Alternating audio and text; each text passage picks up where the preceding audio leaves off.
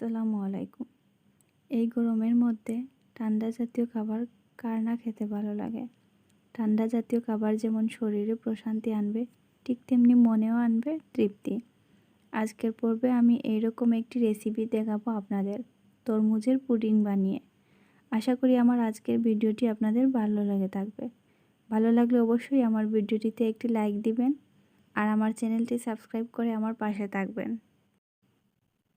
আপনাদের সাপোর্টে আমি সামনে এগিয়ে যাওয়ার উৎসাহ পাই। আমার ভিডিওটিতে যদি কোনো ভুল ত্রুটি হয়ে থাকে তাহলে প্লিজ ক্ষমার দৃষ্টিতে দেখবেন। তো চলুন দেখে নিই কীভাবে বানাতে হবে তরমুজের পুডিং আর আমি তার জন্য কী নিয়েছি।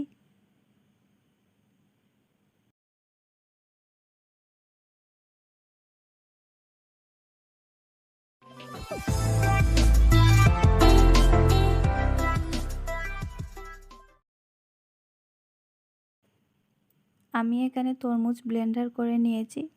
এবার চাকনির সাহায্যে ছেঁকে একটা পাত্রে নিয়ে নিব। আমি একটা পাত্রে নিয়েছি। এবার এতে দিয়ে দিব পরিমাণ মতো চিনি ও আগার আগার পাউডার দিয়ে দিচ্ছি আমি। এবার আমি ভালো করে নেড়ে চিনি আর আগার আগার পাউডারটা গুলে নিব। আর আমি দুঃখিত, আমি কিন্তু চিনিটা দিয়েছি কিন্তু আপনাদের দেখাতে আমি ভুলে গেছি। আর আগার আগার পাউডারটা আপনারা ঠান্ডা পানিতে ভালো করে গুলে নেবেন, কারণ গরম পানিতে গুটি বেঁধে যায়, অনেক সময় ভালো করে গুলে না। আর আপনারা কখনো আগার আগার পাউডার দিয়ে লবণ দিতে যাবেন না। লবণ দিলে আপনার পুডিংটা বানানো হবে না।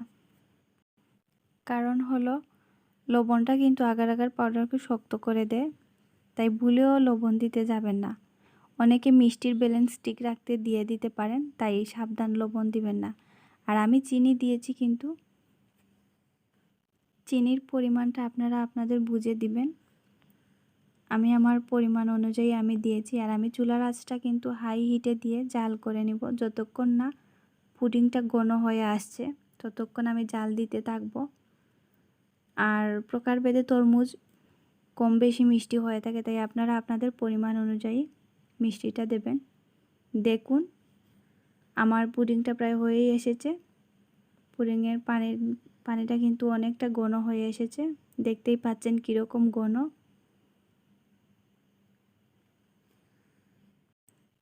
এবার আমি আমার 2 আঙ্গুলের ফাঁকের মধ্যে নিয়ে একটু চাপ দিব।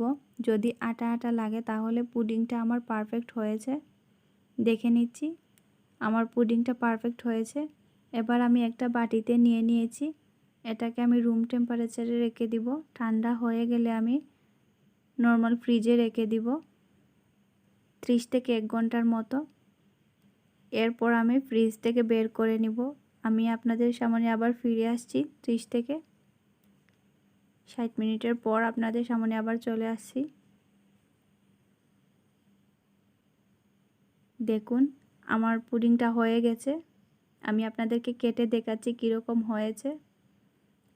বাসায় অবশ্যই ট্রাই করবেন আর আমাকে কমেন্টসে জানাবেন কীরকম হয়েছে। আপনাদের সুন্দর সুন্দর কমেন্টস পড়তে আমার অনেক ভালো লাগে। এ ছিল আমার আজকের রেসিপি, তরমুজের পুডিং। সবাই ভালো থাকবেন, সুস্থ থাকবেন। আর এতক্ষণ আমার সাথে থাকার জন্য অনেক ধন্যবাদ। আল্লাহ হাফিজ।